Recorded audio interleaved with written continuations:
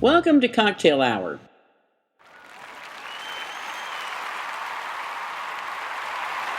I'm Andy. And I'm the Rev. This podcast is brought to you by Sea Breezes. Vodka.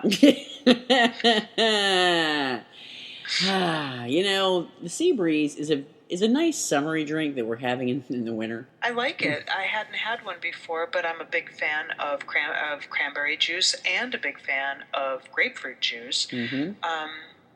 And I've discovered, because I've already had about 3/4 of one while I was finishing up one of our selections, and vodka makes me a little tired. Yeah, I was actually catching a nap before you called. Yeah, gin makes me a bit more forgetful, and vodka kind of makes my brain feel heavy. Well, we have to have more gin drinks, obviously. Well, I'm on a new bottle of gin. I decided to go with a local brand, Rehorst.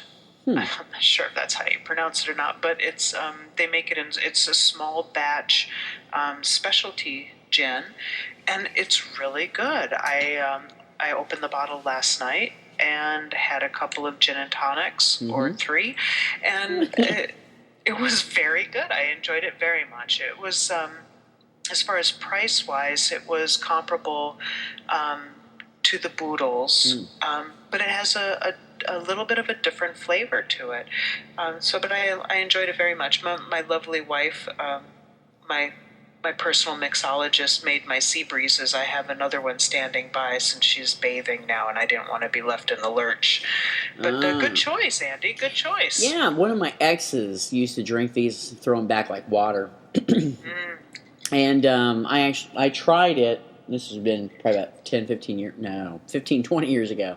And I thought they were light, they're good, they're not really heavy. I'm on my third one. This is like 2.5 now. Yeah. And I took probably about a 20-minute cat nap about 30 minutes ago. So. Well, you started about 4 hours ago. Yeah, it's only 2.5 drinks. What does that tell you? That's so sad. Damn it, I need some more drinks. Oh, That's exactly right. I know, right? So we're making a little departure today on our podcast with a non-Xena choice, which is, I figure we get to those type of stories much, much later, but you were insistent, and I think... you didn't tell me that we were focusing on Xena. You never actually discussed that with me. I thought we had. No, the last conversation we had was you didn't actually want to focus on lesbian fiction, just, fiction in general. And, I just didn't want to get, typecast. You know what I'm saying? It's like, oh, yeah, that's about lesbians. I mean, yeah, there's a lot of lesbian material, and we'll probably get through that if, within, maybe 1.5 years, 2 years. But there's such a wide variety of things out there, but... I don't know, it's my mea culpa. Yeah, that's okay. I've enjoyed many different genres, and I don't care if people laugh at me or not, but I like facts of life, fanfic, and me Bad too. Girls. Yeah. I read a Charlie's Angels, or a few Charlie's Angels. I never got into that, because I really wasn't into the show that much, although I have to say that Kate Jackson made my gaydar ping. As a young person. I was more of a Kelly follower, though. Really? Yeah, I like the brunette with the little bit of a Texas twang, or a little light Southern accent at times. I knew she was from Texas anyway. I think I don't know what was Kate Jackson's character's name. I don't. What was it? Bree something. Was it? Okay. Yeah. I Sabrina. They called her Bree from time to time. She was smart, and kind of plain. It wasn't so much that I was attracted to her. Maybe she reminded me of me, Maybe.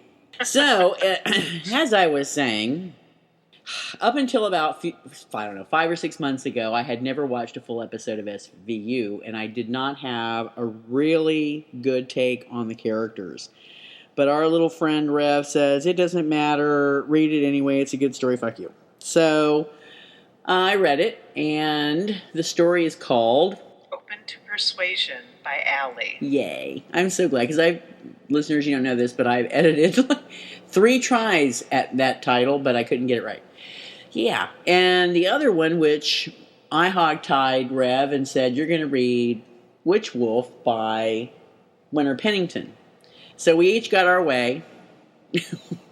And now we'll talk about the stories at hand and see how we both enjoyed it. So, Rev, which one you want to start with? I want to start with Witch Wolf because I just finished it right before the podcast. So, you reread this one, right? Yes. Okay. Do you want to do the summary, or do you want me to do the no! You do the summary so well. I don't even want to try it. Okay. So, Witch Wolf by Winter Pennington is a mystery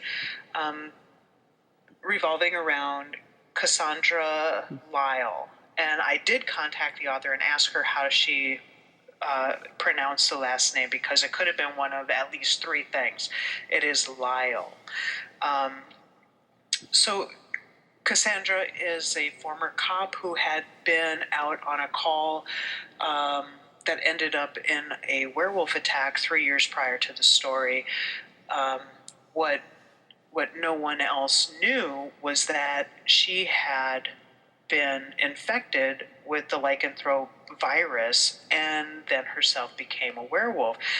She tried to make that work for a while with the police force, but it became very difficult, so she quit and became a private investigator, focusing on the preternatural, which I had to look up because I wasn't really that familiar with that term, and it's essentially kind of like supernatural. I don't really understand the difference very much, but if the author comes on, maybe she can explain that to us. So unless you have a good grasp on that, Andy. It's pretty much, my understanding of it is anything that is any kind of creature that is in the supernatural kind of origin, which would be, any kind of the were animals, vampires, zombies, that kind of stuff. Okay. Which reminds me, a lot topic here, of what the hell is that author's name? Hello, Laurel K. Hamilton. If you've read any of her stuff, she has all kinds of were animals. And she has the same kind of. Yeah, she has the werewolves and the vampires, all kind of in there.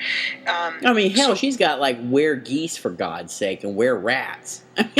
Were rat. That's kind of.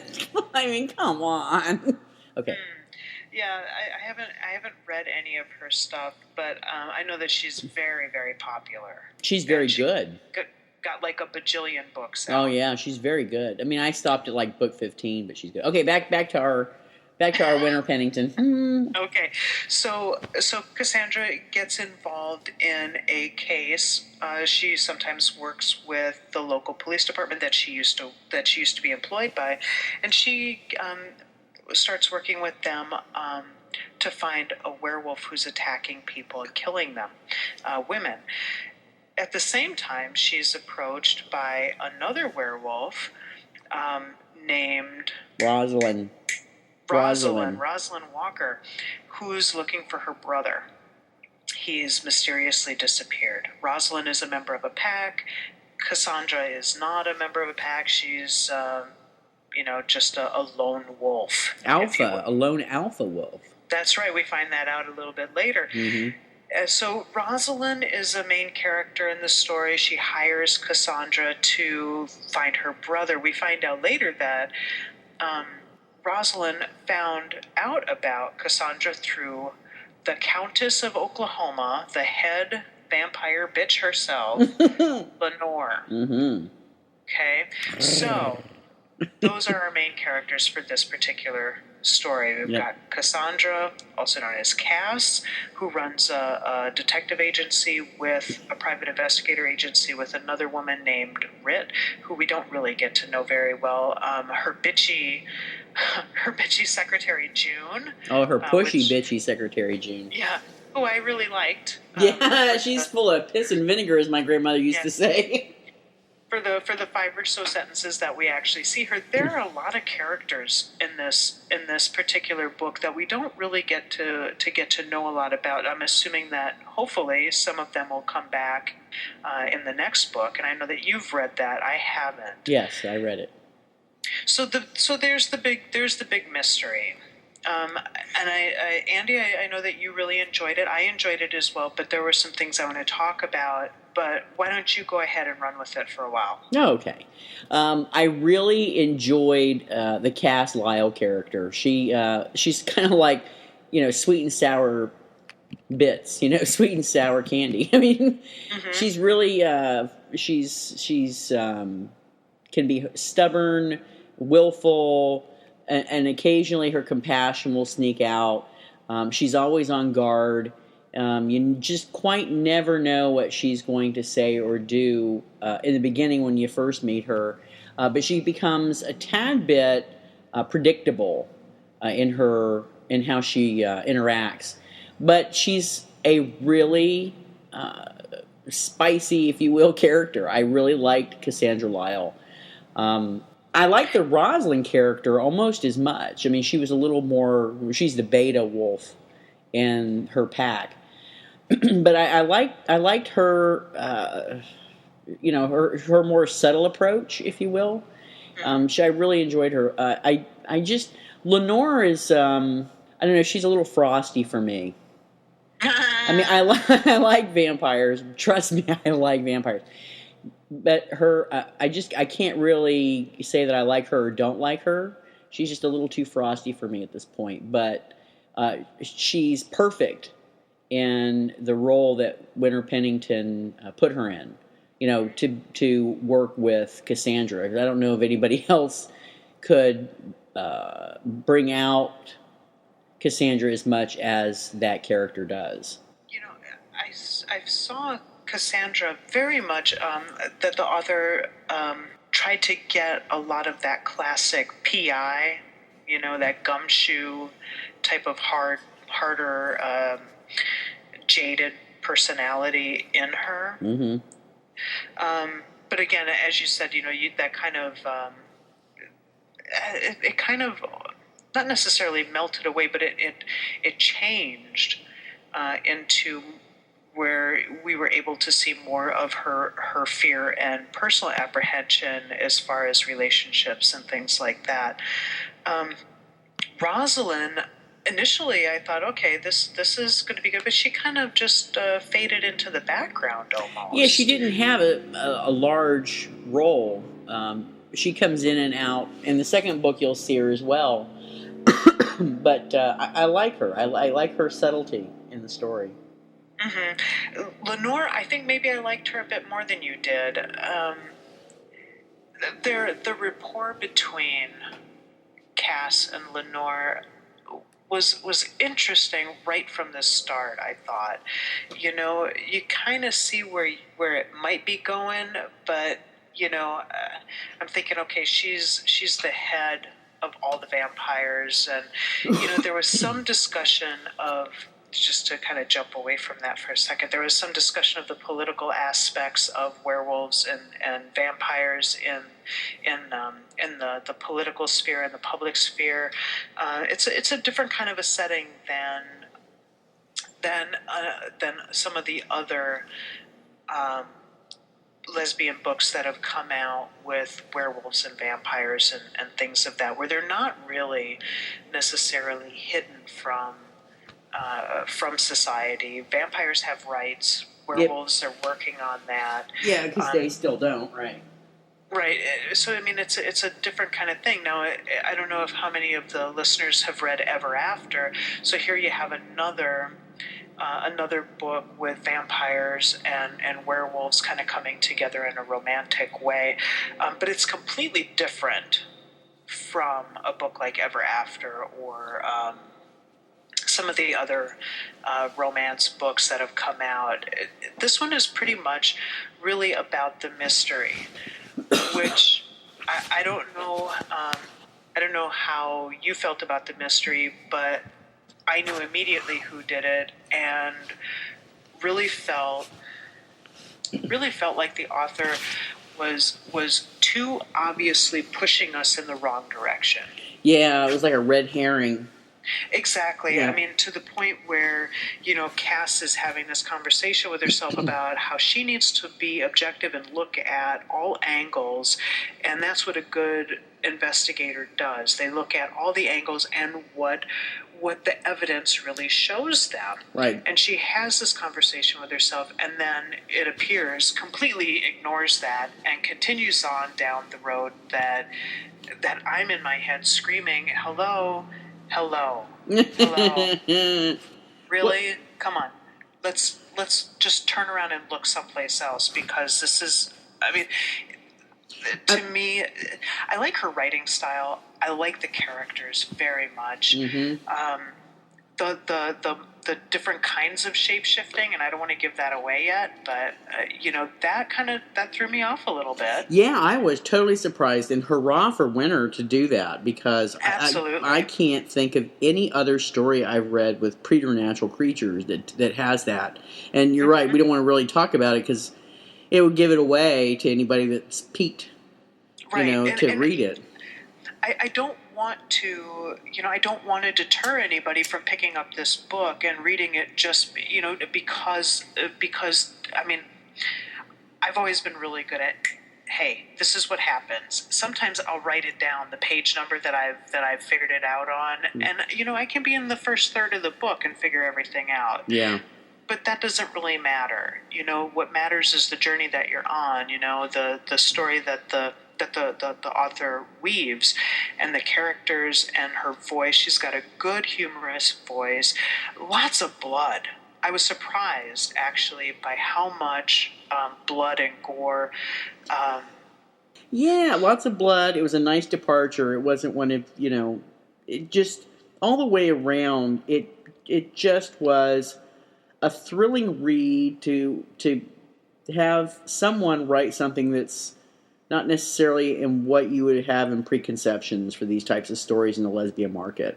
Mm-hmm, mm-hmm. And the two romantic interests in the book, and I don't think we've really given that away, and I don't necessarily want to. They're very different. They have very different. They're coming from different places, mm-hmm. and I don't know that Cassandra really saw it coming. No, I don't think she did either. And it's not heavy on sex or anything like that, but there's a good sensuality about it, and I can't say it, but there's one particular scene where it was pretty good. The emotion of it and the connection. Mm-hmm. Yeah, I know. Yes, I know it. Yes, I know what scene you're talking about. That was really good. Yeah, it was. The balancing of the beast and the human. She did a really good job of it. Yeah, she did. You almost think that she was a werewolf after you read that. She's got it down. It's great. I think her experience personally with witchcraft and paganism. You can see it very heavily in the book. Like most lesbians who weren't necessarily raised in a religious environment, with a religious dogma. Oh. I did a few years of Wicca, and it was cool to see some of that stuff, and you know what else I really liked was that Cass is 5'1". Mm-hmm. You never see really short, strong people outside of Gabrielle, and she's even shorter than Gabrielle. Yeah, there you go. Uh-oh. Yeah. But anyway, I thought it was really good. Yeah, but I gotta say, one of the favorite scenes that I enjoyed from that story was when Lenore woke up from being dead. When she goes, when she goes to, when she lays her head down at sunrise and she basically dies. And then when she woke up, when Cassandra was over there spending the night, Lenore woke up with that bloodthirst in her eyes, and which looked like she needed to feed. She didn't give a shit who was around as long as they had, a pulse. And the whole scene that ensued right after that, I thought that was really, really well done.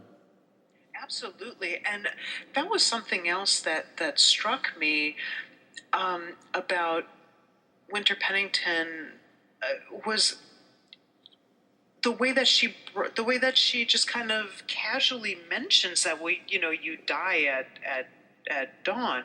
Well, that's not something I ever actually thought about. In my mind, when the sun rises, they just have to be, out of the light. Out of the sun, yeah. Right. That I read that, and the first couple times you die at dawn, and then when she says, I just want you just to stay with me. I'm not asking you to sleep with me, in the biblical sense. I'm not asking for anything other than just, be here with me. And then when she actually died, and had, that they had that discussion about, it's not really fear, it's a little bit of, it's a little painful, yada, yada, whatever. And I'm just sitting there thinking, wow, that is a new, for me, that was a new twist on an old concept. Yeah. And that was really interesting to me. I mean, I had read other things and, seen movies where vampires lay down and they are almost like comatose. Mm-hmm. But to actually have that angle on it, I thought that was very interesting. Yeah, it was. It was. But even like some of the old vampire movies that you've seen, when Helsing or one of his minions go to kill or slay a vampire, they lift the casket lid and they put the stake right at the heart and get ready to pound it in. All of a sudden, the vampire's eyes open. Right. But see, with Winter's character, Lenore would be gone because she's like, boom, she's dead. That's it. That's all there is. Mm-hmm. Mm-hmm. And Winter's got a good. There were several things that she wrote that really show her sense of humor, like Lenore wearing a Grateful Dead T-shirt. That was fabulous. Yeah, and then there was. They're talking about, there's these attacks and they're trying to figure out, she's trying to tell the police that, yeah, this is a werewolf. And the deputy sheriff that she's working with says, how can you tell? He asked, his voice deep and calm. And she says, the only wild animal that's native to these parts is livestock and deer, and unless mad cow disease just took a whole new turn, it was a werewolf attack. A deer won't snack on the insides of a man. And I like that one. And then there's her friend Rupert, who's used to be an assassin. Oh, bounty hunter, too. Yeah, a bounty, yeah. He goes with her. They follow Rosalind to a vampire club, and Lenore comes and helps Cass out when her beast is trying to get out, and that's the first time we meet Lenore. Well, Rupert, her buddy, is left alone because he's not invited into the meeting, and when Cass comes out, he's got a black eye, and Cass, he's trying to find out from Cass what happened, and finally he says something about, you better tell me what happened. I just freely admitted that some tiny chick with fangs clobbered my face with her itsy-bitsy fist. Yeah, it was good. She's got a good sense of humor, and she weaves a good tale. Oh my hell! You're not going to forget about talking about that one Arthur phone call he had with Cassandra. Are you? Which one? Remember when he's trying to get to the bottom of what the hell Cassandra is doing? I think, and the context I'm trying to. I hope it wasn't the second book. It's the first book, where he asked her if she was doing some, what was it, like that porn music, like chicka pow wow. Oh, that made me laugh out loud because a friend of mine at work, and I do that all the time. Oh, were you in the middle of some bow chicka wow wow? Yeah, right, exactly. I think I just hauled off, started laughing out loud when I read that part because I did not see that coming. Yeah, she's got a good voice, and her characters have good voices. The mystery to me was a bit of a letdown, but the characters surrounding it and their development, for which I hope we see more of them in the next book, that made it worth it. Yeah. You know what I mean? Most definitely. That made it worth it. It really did. I absolutely recommend Witch Wolf, particularly if you enjoy you enjoy a good bloody story. Yeah. Because there is. Yeah. And it's told in the first person, which I generally don't care for. But you're right. I really enjoyed the way she did it. She did a very, very good job all around. So I'd probably give her, if I were, numerically counting, I'd probably give her, an 8.5. It's really good. I'd probably be in that ballpark. Maybe a 7.5 or 8. Yeah, it's worth the read. Yeah. Mm-hmm. Mm-hmm. Yes. Go ahead. Yes. Yeah. Go buy the book. I don't want to hear I'm going to do a rev on you. I don't want to hear no shit. Go buy the book. You will enjoy it. It was good, and I'm gonna get the second one, and we'll talk about it later. And we may be able to talk Winter into coming in and maybe talking with us for a few minutes. Yeah, she may do that. She sounded open to it, and it's interesting. When I looked at her Facebook page, she has photos up with all her kitty cats. Apparently, she has a thing for kitty cats, and one of her cats' names is Rosalind. All right, so yeah, let's talk about our next story. I just want to say one more thing about this one. Okay. Reading this made me realize how much I want more thermal shirts and Henleys. Yes, I like thermal shirts and Henleys, but I have Henleys, no thermals. Yeah, I like them. I like them as well, and I'm going to have to make sure I tell the wife because, damn it, I want more. Well, Christmas is coming up too, so. I know. I'm very excited about that. Mm-hmm. All right, then. Okay, so now we're going to move on to Open to Persuasion. Yes. Now, I want to preface this. Allie is... I first came to read Allie's work when I very first started getting into fan fiction, and that was through Bad Girls. Allie is also known in the fanfic world as Canada Bad Girl, or CBG, and her Bad Girls stories are some of the very best that I've ever read, and I've read, I don't know, hundreds of Bad Girls fic. I read it solidly for a year. And she has a way, and I think it came through in Open to Persuasion, her SVU, one of her SVU fics. She has a way with angst, and with really writing a character the way that they're portrayed in the show that they're in. They come across genuine and true. And I wasn't sure how I was going to react to her writing SVU, but honestly, I really enjoyed this story, and I don't think that it really matters whether you know about Alex and Olivia from the show. And Andy, you can speak to that more if that made a difference to you. It was a little difficult in the beginning, I guess, because even though I hadn't watched a lot of SVU. You still had that expectation in the back of your mind that you would get more from the story knowing the characters if you watched the series. Mm-hmm. So I felt a little pressure in the beginning to like the story, obviously because I didn't want to hear any shit from you too. So, yeah. Shit from me? Oh, yeah, no. But, yeah. But fortunately, after I was able to calm down and focus on the story and just read it for the story that it was, just like picking up any other author's books, that, just let the story speak for itself. And it did. And I found that you're right, this author knows how to write angst, but still keep it within,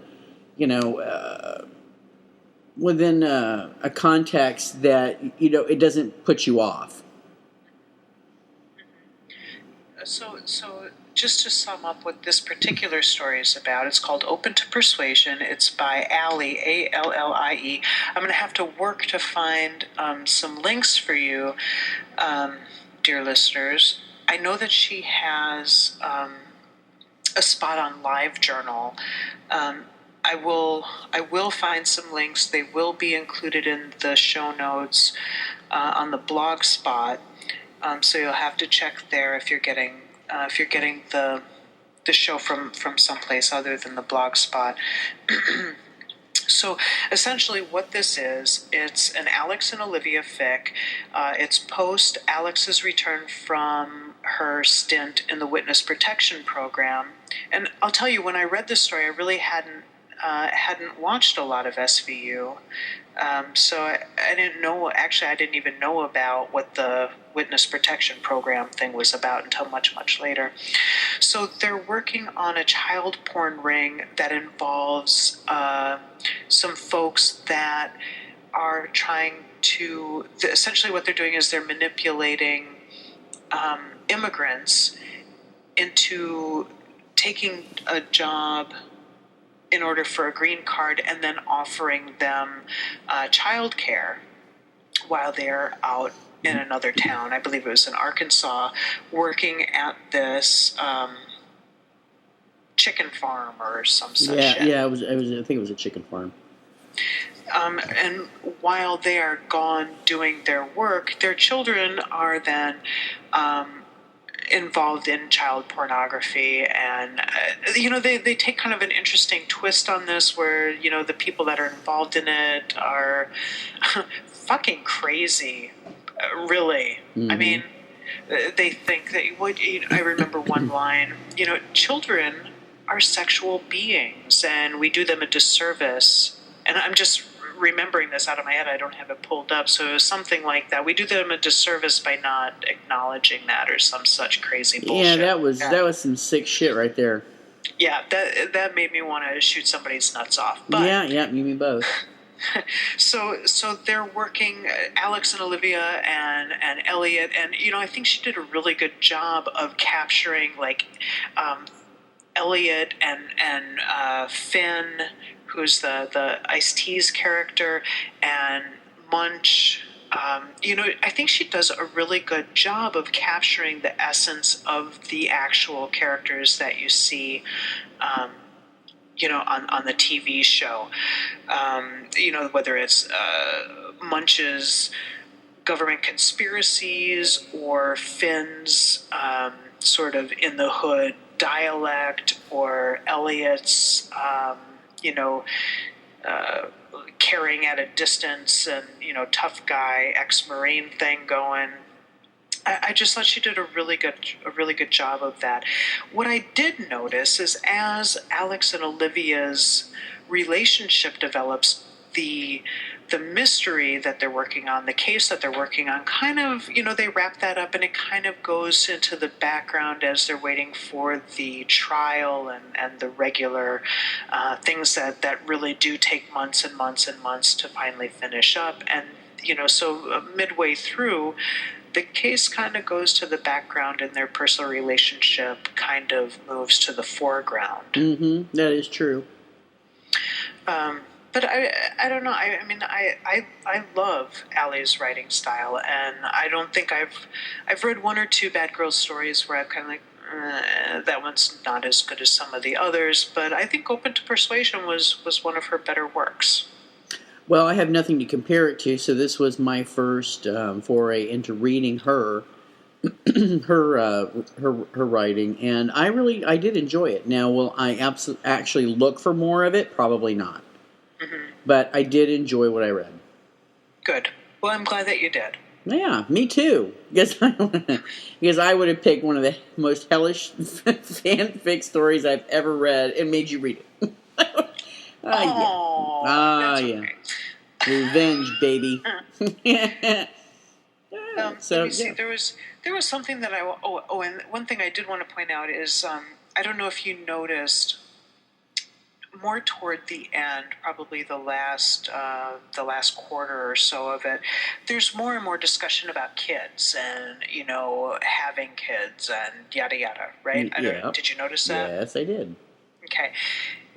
Allie, CBG, Canada Bad Girl, whatever she wants to go by, depending on what you're reading, almost all of her stories involve children.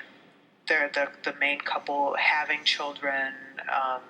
Almost all of her stuff for Bad Girls involves Helen and Nikki having kids. So I thought that was interesting here because honestly I didn't really think that it fit in. It didn't seem... Well, it was like, wasn't it a getting to... I read this story probably about 3 days after you announced which one I had to read, so I figured, fuck it, I'll read it and get it over with. But I seem to remember that it was kind of like in a getting to know you context, really. It's like, well, did you ever think about having kids? I mean, like, this people, when you're dating, you really want to understand who it is that you may be committing to. I mean, it makes sense that they would have that conversation. But but it was more than that. Alex was fantasizing about, I mean, there was one scene where Alex looks at Olivia and says, she would have your eyes, or if we had a baby, that's what it would look like. And she got upset about it and was crying and very emotional. And then I think they ended up fucking against the bathroom door. Yeah, nothing wrong with that. I like that scene. But yeah, and that was another thing that I as I'm reading it, I remembered, because I'd read it a long time ago. I thought I remembered there being more sex in it, but there really wasn't more. It really wasn't of an explicit nature, but it was very. You definitely got the gist of what was going on. Yeah. The whole nightstick. Oh, this is a special kind of nightstick that they... Did you remember that part? Yeah. They did have an explicit love scene. There was one. I think there was at least one, but I thought that there was more. Yeah, I remember but one. Most of it was not. I might have breezed over another one, but I read one for sure. Yeah, it depends, But get back to the kids conversation. I mean, I don't know how many people you've dated, and we really don't have enough time on this podcast for me to go back through all the ones I dated. But I mean, at least I did had a handful of those conversations with people. Like, oh, if we were able to have kids, I wonder what they would look like. And you talk about, oh, well, whose hair color would they have? Whose eyes would they have? Would they be tall? Would they be short? Blah, blah, blah. I mean, I've had them. Not that I wanted kids. Absolutely. But, yeah. It just, for me, it didn't... I don't know. It just didn't. It didn't necessarily go with the rest of the story. It seemed. Well, wasn't it after? Maybe because I was expecting it. I don't know. I mean, maybe.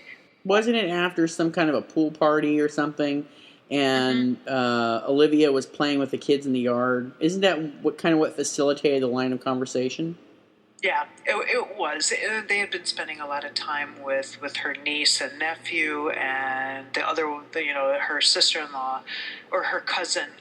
They were cousins, and she's pregnant again. And I mean, I understand where it was coming from, but I think, I don't know. I mean, they're dealing with a case of talking about child abuse. I mean, extreme child abuse. I don't know. But you have to be able to compartmentalize to do the kind of work that they do. Mm-hmm. I mean, otherwise you would go nuts. Right, and actually that leads to the large, the huge schism in their relationship, because Alex realizes that she just can't do this shit anymore. Yeah. And agrees to take a job in D.C. You know what I liked, too, was, I mean, I don't know, it caught me off guard, and then I thought, this is kind of nice, the way that it ended. It was almost anticlimactic. Yeah, no doubt. But in a way that you just kind of, let your breath out. Oh, okay. Yeah, true. I mean, It was unexpected. It could have been disappointing, but for me it was almost like, whew, okay. Yeah, it wrapped up well. overall, it was a very, very good story. I really enjoyed it.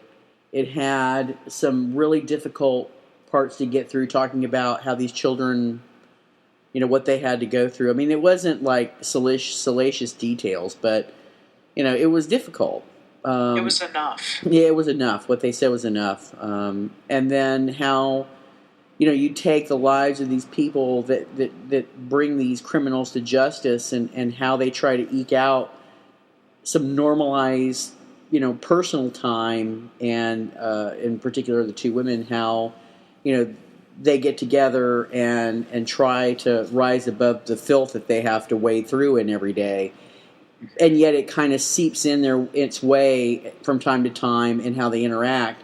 And it was just a really superb story. I agree. Thank you. I'm glad that you enjoyed it. I was nervous that you wouldn't like it. But I'm glad that you did. If you enjoyed this one, there is one other SVU fic that I do recommend. It is called Thin Frames. Let me quickly see who does that. Patricia L. Givens. And this one, I believe, has some S&M stuff going on too. And I don't recall all of the details about it. It doesn't look particularly long. I'm just pulling it up. Doesn't she usually write Star Trek? That name sounds familiar. She has some Xena stuff too. Oh. You can find her at Ralst.com, RALST, who I love. If you haven't been to Passion and Perfection, and you are a fan of fanfic, you've got to get there. Passion and Perfection is one of the best sites around because they have so many different genres. Okay. It is just incredible. So what's the actual website for Passion and Perfection? It is www.ralst.com. Oh, it's the same one. Yeah, Ralst. Yep. All right, it's the woman who runs it. Her name is Rachel, and she is super, super sweet. Very, very nice lady. And she's a hell of a writer also. She's got a great sense of humor. My only complaint is that she very rarely finishes the shit that I wanted to read that she started. Oh, I hate that. She's got so much going on. I'm going here I'm at the Xena section, which is huge, and their SVU section is even fucking bigger. So if you do like SVU, and I know that there are a lot of people out there that like SVU, you'll definitely want to give her a shot. Patricia Givens, let's see, yes, she wrote Heart of a Warlord. Let's see, she's got 1, 2, 3, 4, 5, 6, 7 different stories on Passion and Perfection in the Xena one. I know that she's written some Law and Order SVU. There is so much shit by SVU that on Passion and Perfection on Ralst.com, they have to have it broken down into different sections because there's so much shit that you can't even goddamn keep it all in one spot. It's in subsections. It is. Wow. It is in subsections. And another one that I read that was really good. It's a 3-parter by a woman, by Harriet, and you can get that. At Ralst.com also. Thin Frames has something to do with S&M, and there's this Olivia is investigating some type of SVU-like crime, and she ends up going to this very exclusive, super secret lesbian club-like thing that's kind of hidden, and there's, it's specifically for like powerful lesbians who are pretty much in the closet and can't take that kind of exposure. And she's sitting at the bar, and guess who else is there? Who? calyx. Oh, ABA cabbage. get the hell out.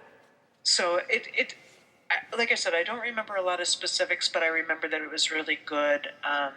Also, check out Harriet. She has a trilogy out. I'll put links to the SBU stuff that I can definitely recommend. So that would be Harriet. I'm writing it down. Harriet and Thin Frames. And there's a site called Kimley's. This is where I found them, and they're compiled. So if you have an e-reader, you can just go and download this stuff. If it's not in the format that you need, you can use Calibre to convert it and load it right up on your reading device. Sweet. And if you don't have a reading device, go to Rawls.com and you can find it all there. And if you haven't been there anyway, you should, because it is a treasure trove of fantastic fic from all different types of fandoms. This is how I found out about all this stuff. I mean, they've got, just to give you a brief sample of what's available at Rawls.com. The name of the website itself is Passion and Perfection. They have All My Children, Babylon 5, Bad Girls, Battlestar Galactica. I read a few Battlestar Galactica, very good. Bionic Woman, Buffy, loads and loads of Buffy. Let's see, Criminal Minds, Crossing Jordan, Desperate Housewives, The Devil Wears Prada. Wow, I didn't realize loads and loads of stuff. I didn't realize it was that comprehensive. It is. I mean, I'm telling you, she's got loads of stuff here. X-Men, X-Files, Women's Murder Club, which was huge. Nikki and Nora. Nikki and Nora was a pilot that never even made it to TV. Well, how the hell? What? you can watch the whole pilot on YouTube, and I did, and it was very good, and some of the fic is great, and these women who are writing these fictions, and some men who are writing these fictions, have just expanded on those characters. Sarah Connor Chronicles, huge. Yeah. The Hollows. So if you read the books. If you read the books by Kim Harrison, I read the first one. It was pretty good. There's loads of fiction about the Hollows with Rachel and Ivy and different people. Here's one right here. I've not read any of these, so I can't vouch for them. But here's one that's a Buffy the Vampire Slayer crossover with Ivy and Faith. There's ER stuff, Debs. Wait, back up. There's Debs? You betcha. Get the hell out. Let me do my Sarah Palin. You betcha. Oh, Lordy, no. No, we're not going to talk about no politics. No politics. Okay. But yeah, there's I'm flinging through here. Hold on. I'm going to send you, because through the power of technology, woohoo, and we record through Skype, so I'm able to do that. You go check that out. All right. Rawls.com, and just look at the main page, which is what I sent you. Oh, wow. All right. Look at all of those different fandoms. Holy. Okay, so if you're interested in different types of fanfic, I'll give you a few more, because I hope she doesn't edit this out, but Andy left me alone with the microphone because she has to go take a bath. She has to take a bathroom break. She's had a lot to drink today. She had a rough week, so we should all feel just a little sorry for her and just excuse, her bladder for now. So we have House, Karen, Cisco, the L Word, 3 different Law and Orders, Legend of the Seeker, which I think is some BBC thing, The West Wing, Voyager. Did you wait? Did you read or watch Legend of the Seeker? No, my brother told me it sucked ass. Sucking ass isn't a bad thing. It's gonna be dirty ass. Let's get that. Tell your brother about it. It's gonna be sucking dirty ass. I don't think that he thought it was bad enough to suck dirty ass. Just bad enough to suck ass. Like maybe a freshly washed ass. Maybe even a freshly shaved ass. Oh, Lord. Who can say? Well, Legend of the Seeker, I only saw probably the first 6 or 7 episodes, and it actually wasn't bad. I didn't like the guy they picked to be, the one. No, I don't. I've never seen that shit. But the chick that they have that paired up with him, This is what my brother said. He said, I said, Chuck, have you ever seen this Legend of the Seeker thing? Because this is how I judge the popularity of shows. I have a live journal account. I subscribe to all these different updates, right? Right. So I can always tell when a new show is out that's got hot chicks in it because the fanfic just starts rolling in. I don't have cable, right? So I have no idea what any of these shows are. I start seeing hundreds of Roselle Isles or Legend of the Seeker. So and I asked him, I said, Chuck, what's up? Have you ever heard of this Legend of the Seekers? And he goes, man, the story sucks ass, but they got hot chicks. And I'm like, that explains it. Yeah, you can actually watch the first season on Instant View on Netflix. I don't know that I want to. Well, I don't know if they have the second. They even might have the second season. But after the first 6 or 7 that I watched, it was enough for me. Because I realized at that point, if they ever had hot girl on girl action, I would be too old to enjoy it. I'm at the point now, this is how I look at things. Oh, I don't want to watch a show because I don't have time to read the fic that goes with it. Oh, wow. Watch Roselle Isles. It's a great show. Yeah, but then I'd want to read the fic, and I just don't have the time. Yeah, I mean, I watched the first episode of Roselle Isles, and it wasn't bad. It really wasn't bad. But did you read any of the books that it came from? No, and I have no desire to read the fanfic either. I mean, just that one episode was enough for me to go, okay, I can see where the fanfic would sprout up from here.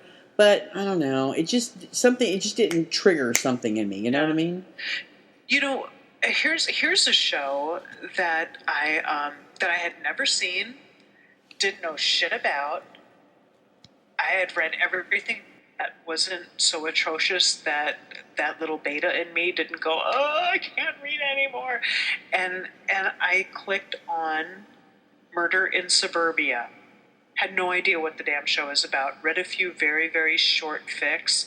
Went to YouTube and watched a few clips and episodes, and there was some pretty good fics out on that. Just little things, Just I don't know. Go and look. You just never know what you're going to find. I mean, I think so many people are only really aware of the Xenoverse. Well, maybe yes and no. It depends. Like the F&AM, if you do an advanced search, they give you a whole lot of universes to pick from. But that's a new thing for them. They just started doing that a year or so ago. No. It's been longer than that. When I first found it, they had other stuff. Oh, they did? Yeah. What is that I'm thinking of then? That must be the Academy. Oh, it could be the Academy. I think the Academy just started doing highlighting other fandoms. But I mean, I had no idea. I had no idea, coming from the small fandom of Bad Girls, and once I had exhausted that, I looked down the list and said, "Oh, okay, I recognize Xena." Yeah. And that's how you find things. Yeah. So there you go. But I don't think on Bad Girls, there's a fic on Rolls.com, if you go to Bad Girls, by Allie,Ally. I made the horrible mistake of thinking that this Allie and the Allie that did Open to Persuasion were the same person, and they're not. Although this story, Everlasting Love, I thought was very, very good, except her portrayal of the 3-year-old who really seemed to be more of a 5 or 6-year-old. But other than that, there is a crossover. Oh, Cobalt Librarian. I can absolutely recommend her stuff. She does Bad Girls things, very good. There is a crossover. If if you're familiar with Bad Girls and you enjoy Bad Girls, there's a Law and Order SVU Bad Girls crossover by an author called Coolburn called Out of Context, which I really enjoyed. It takes place in Lark Hall Prison. Olivia goes over undercover and ends up being a cellmate of Nikki, and it was just I enjoyed it very much. I thought it was very well written. Coolburn, I've read a few of his or her work, and it was pretty good. I got to tell you, I would rather contract the Black Plague than read any prison stories. Really? Yeah, really. Well, that's too bad because, I mean, did you not read Suzanne Beck's Angel and Ice trilogy? Nope. Really? Really. That's a straight up Xena and Gabrielle Uber. I don't mind. I mean, I don't really mind the prison thing, really, at all. I suppose it's about the story itself, and I don't have that issue at all. I read shut up. I haven't had a lot to eat today. Yeah, but we should focus on gin drinks because you're a lot funnier with gin drinks. I'm just saying. Yeah, you're a lot funnier with the gin. Okay, so we're at the end of our show now. It's amazing how fast time flies. And I always seem to say that. I gotta find some new shit. Anyway, so, Rev, what are we going to showcase in our next podcast? We have Life's Little Edge by Roselle Graskey and Mephisto Aria by Justine Saracen. I like Justine's work, actually. I have not read anything by her, so I'm looking forward to this, and I know that that it has something to do with opera, and that's something near and dear to your heart. Oh, most definitely. And Life's Little Edge, I've read the online version, and that has to do with bikers and military people, which are, that's kind of close to my heart. So there you go. A little win-win. Loving it. You bet. And just because I edited the ass out of this particular podcast, our listeners, we were chatting earlier about, again, having a Western show at some point, which we probably have to break up. And then we thought, we could have a pirate show. Yeah. Exactly. So if you guys have any other ideas, like maybe we could have a Star Trek show, that would all be Delancey Fletcher, or Fletcher Delancey, or whatever the hell her name is. I have never read any Star Trek. Oh, my hell. I mean, I'm not a Star Trek kind of girl. Me either, but I got to tell you, Fletcher Delancey kicks ass. That's what I hear. One of our reviewers over at fanficrev.blogspot.com has done lots of Fletcher Delancey's work, has reviewed lots of that, and I have yet to read any of it. I think it's the whole Star Trek thing that scares me away. Well, it's kind of like me with the SVU. That's right, and you're a stronger person than me. We'll just see. I have some Jerry Hill books that I need to read that I got, and now, damn it, I have to go read that fucking Raven's Mask. So, damn you, Winter Pennington, for making me want to read your shit. Damn you. Oh, she's good. She is good. It's been a little slice of heaven, and I've had such a good time. I have too. Thank you very much. It's been a good talk. Yeah. Well, thank you. Thank you. No, thank you. Oh, thank us. All right, everyone. See you in 2 weeks. Adios. Adios.